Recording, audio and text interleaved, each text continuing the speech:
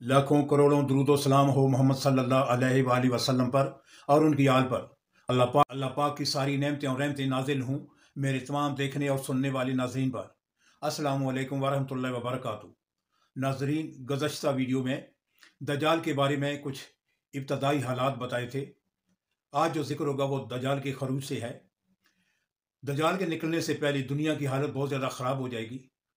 अहादीस मुबारका के तहत पहले साल आसमान पर बारिश, एक तिहाई बारिश रोक दी जाएगी और ज़मीन पर एक तिहाई पैदावार रोक दी जाएगी। दूसरे साल आसमान से बारिश दो तिहाई रोक दी जाएगी और ज़मीन पर दो तिहाई पैदावार रोक दी जाएगी। जबकि तीसरे साल सारा बारिश का पानी जो है वो रोक दिया जाएगा आसमान से और ज़मीन पर सारी पैदावार रोक दी जाएगी, ताकि कैद साली शुरू हो जाएगी, कत्ल व गारत शुरू हो जाएगी, फितने फसाद शुरू हो जाएंगे। कैद साली के तहत जितने चौपाए हैं वो सारे हलाक हो जाएंगे। तब मशरक़ की तरफ से असबहान या खरासान नामी शहर से दज्जाल का ज़हूर होगा, वो उधर से निकलेगा। ग़ज़ाई कैद के तहत रूहानी कैद भी बर्पा होगा, दीनदार कम हो जाएंगे, दीन में ज़ौफ़ पैदा होगा और ज़मीन पर दज्जाल की मुद्दत का क़याम। दज्जाल ज़मीन पर 40 दिन तक रहेगा। एक दिन जो है वो एक साल के बराबर होगा और एक दिन एक माह के बराबर होगा और एक दिन एक हफ्ते के बराबर होगा। बाकी दिन जो है वो आम दिनों की तरह होंगे। इस मुद्दत में दज्जाल गधे पर सवार होकर सारी दुनिया का चक्कर लगाएगा। गधे का जुस्सा या जिस्म इतना बड़ा होगा कि दोनों कानों के दरमियान 40 हाथ का फासला होगा। रफ्तार उसकी 1 मील के फासले तक, 1 कदम 1 मील के फासले तक होगा। और कोई ऐसी जगह, पहाड़ी, सहराई, मैदानी कोई जगह ऐसी नहीं होगी जहां पर वो नहीं पहुंचेगा।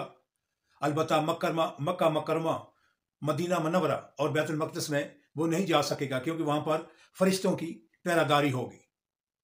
दज्जाल दलदली ज़मीन पर पड़ाव करेगा और मदीना पाक में 3 झटके होंगे ज़लज़ले के, जिसकी वजह से सारे फासिक और मुनाफिक किस्म के मर्द औरत सारे वो पाक हो जाएंगे। यानी वो इसीलिए इस यौम का नाम यौमुल इखलास रखा गया है। रवायत में आता है कि बैतुल मक़दस और कोई तूर में भी नहीं जा सकेगा। दज्जाल के जो शुब्द हैं वो तरह तरह के शुब्दों से ईमान बर्बाद करेगा। हदीस मुबारका के तहत दज्जाल के साथ रोटियों का पहाड़ होगा और 2 नहरें चल रही होंगी। एक नहर का नाम जन्नत रखा होगा और दूसरी का नाम दोज़ख रखा होगा। लेकिन चूंकि वो झूठा है, इसलिए हर चीज़ उल्टी होगी। जो जन्नत की नहर बताएगा वो दोज़ख होगी और जो दोज़ख नहर बताएगा वो जन्नत होगी। और रोटियों का पहाड़ उसके साथ साथ होगा।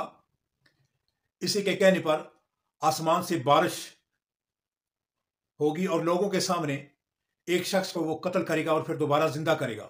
यही उसका शुबदा होगा।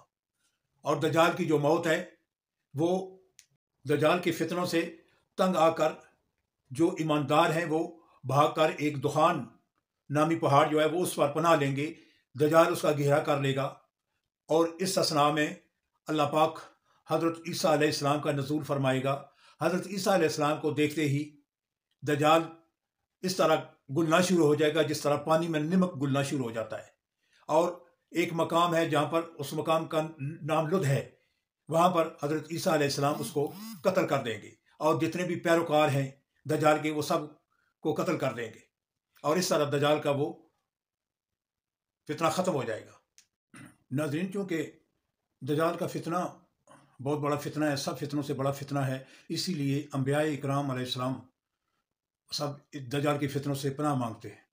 नबी सल्लल्लाहु अलैहि वसल्लम ने भी फरमाया था और उनकी हदीस मुबारका के तहत बहुत सी हदीसों में इसका जिक्र है कि दज्जाल के फितने से बचने के लिए अल्लाह पाक से पनाह मांगी जाती है। और अल्लाह पाक ने सूरह अल कहफ में जो उसकी इब्तदाई यानी 4 या 5 आयात हैं और उसकी आखिरी आयात हैं, वो जो है वो दज्जाल के फितने से महफूज फरमाएगी। ये अल्लाह ताला का सूरह अल कहफ में जिक्र है। तो नाजरीन, दज्जाल का खात्मा जो है वो हज़रत ईसा अलैहिस्सलाम करेंगे।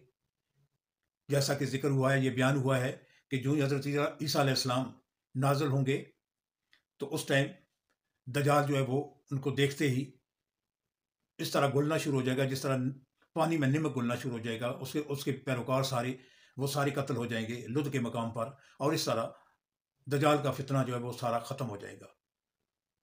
تو انشاءاللہ آئندہ کسی اور موضوع پر ویڈیو بنائی جائے گی۔